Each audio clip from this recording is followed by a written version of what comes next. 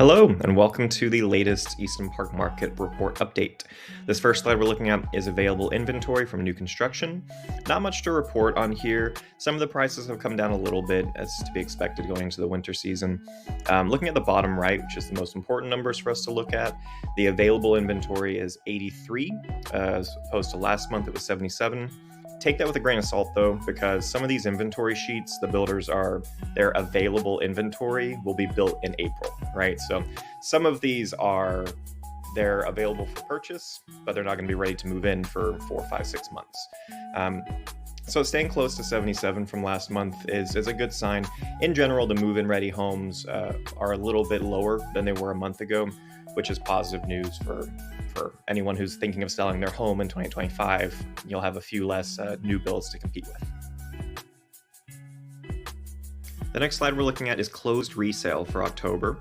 So these are just homes. This is not new inventory. It's just homes that were sold by owners and success stories. The homes that actually were able to close, because there's very few. So we had 4 homes close in this past month. I have the basic information here so you can see anything that was built in 2016, that's going to be the other side of William Cannon. So that's Bryant Park or Nob Hill.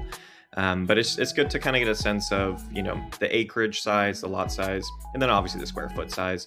I just put the list price here because I don't want to put the actual specific close price, just out for everyone to see. If you are interested in that specific information about any of these homes, reach out. Be happy to share that. I know sometimes we want to know, that specific house is the exact same floor plan as mine, or it's roughly the same square footage as mine. How much did they actually sell for? And that gives you a better sense of how much your house is worth. So again, you can reach out. I'm happy to share that with you. And then you can see the days on market. So pretty wide range, goes from a couple weeks up to about 3.5 months for these houses to sell. But there's definitely a story that's not here as far as, that house that was listed at $500,000. I promise it was not starting at $500,000. So if you're interested in kind of seeing that progression of like what happened over those 99 days, again, happy to share that with you on a one-on-one basis. Bottom left, we're looking at past 90 days. Not much to report here. 12, which average that out over 3 months, it's 4 a month. So that's what we saw in October. Average price per square foot came down a little bit for those closings the past 3 months. Close price to list price ratio is pretty healthy. It's around 2% either side of list price. So that's good news for the market. We want that close to 100%. And then median days on market 66. Again, no surprise there. We're seeing signs up for a very long time.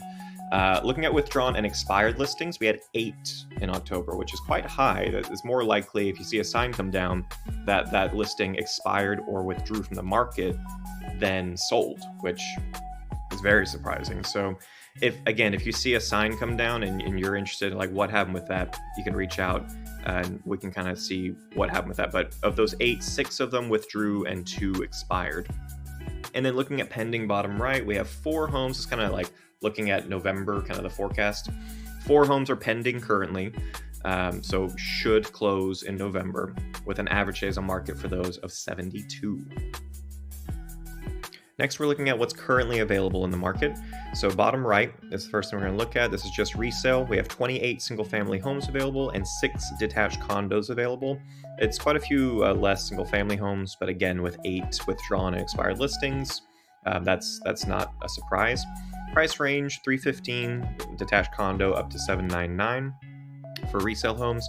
Average price per square foot has come down a little bit since last month, $237.64 per square foot. And then median days on market has actually come down.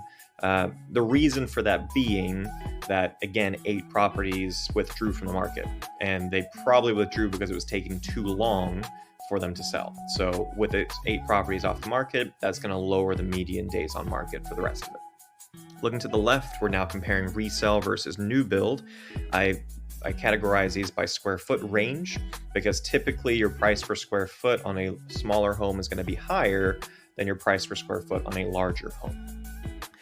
Looking at this and kind of comparing it month to month, how it looked last month, not much has changed. Really, the main takeaway from this is the price per square foot across the board has come down.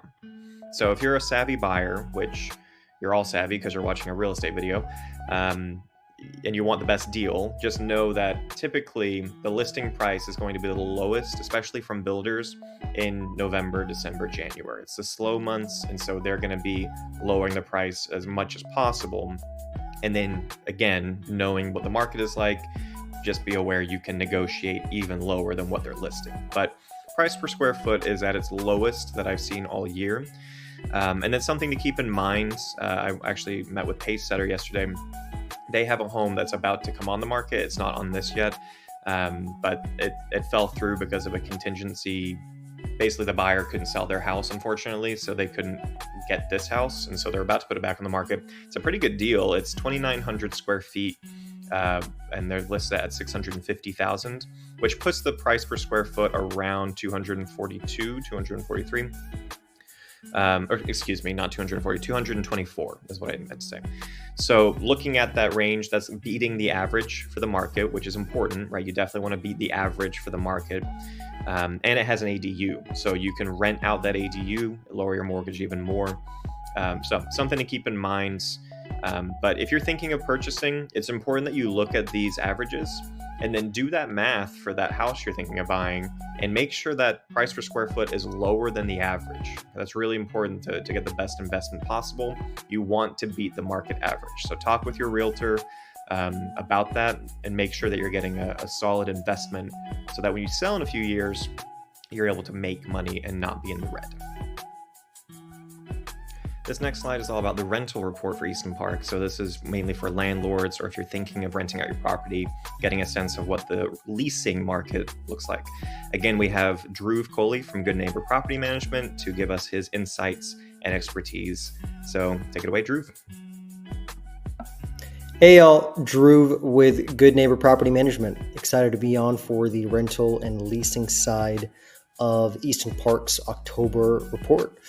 As always, the screenshot walks through what kind of inventory was leasing for what price in the last 30 days in Easton Park. There were 22 rentals available, and 5 of those went under contract, both slightly down from the 30-day period prior. Good news, though, there was a significant uptick in the number of properties that closed and leased. 10 up from 2. Huge increase there, which is typically pretty common around October because it's when folks tend to realize that they do need to make a decision on their living circumstances before the end of the year. And so end of October, early November, we tend to see an uptick in demand. Which brings me to my landlord tip for the month. Statistically, there are 2 waves of demand that come in Q4, right? It's well-known fact. October through December is typically one of the slower, drier months of the year in terms of a leasing market. However, not a lot of folks know that October and the first 2 weeks in the last week of November and the first 2 weeks of December, that 3-week period, they statistically bring a surge of demand. And so those currently on the market, those planning to launch on the market between now and end of year, use this time or that period between Thanksgiving and call it the 15th of December. Use that period to your advantage. It's a great time to launch a listing. It's a great time to initiate a price drop. It's a great time to initiate something in the market to take advantage of the demand surge that occurs around that time frame. So for those worried about the market, know that there is absolutely light at the end of the tunnel. We are nearing the end of Q4 quicker than expected. And before we know it, the New Year's will be here. As always, feel free to reach out for anything related to leasing or property management. Daniel's a great resource. Feel free to reach out to myself, 512-763-6197, or visit us at goodneighborpm.com. Till next month, thank you. Thank you for watching my video today, and thank you, Drew, for your contribution on the leasing side of this.